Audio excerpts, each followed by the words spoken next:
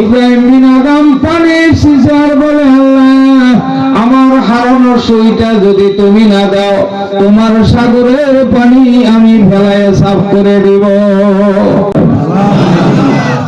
সাগরের পানি যদি এইভাবে চুল দিয়ে টানে, পানি আবার দূরে সাগরে যাবো না, না সাগরের চুল পরিমাণ ক্ষতি হবো।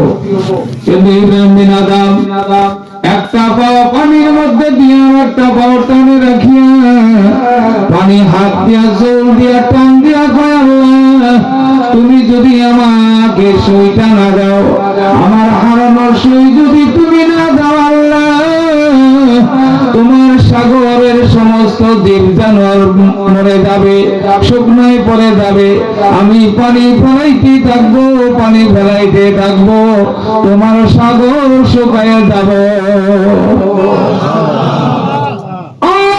দেখো দুনিয়ার বিরিসারা, আমার পাগল কেমন পাগল, সাগর শুকানোর জন্য আরম্ভ করছে। কিয়ামত পর্যন্ত যদি তার হায়াত দেই, এই গোলাম পানি ফেলান বন্ধ করবে না। এই গোলামের পাগলামি দেখে আমি খুশি হয়ে গেছি। সাগরের মাছ তারা যদি বাঁচতে চাও, আমার পাগলের সইটা জলদি দিয়ে দাও।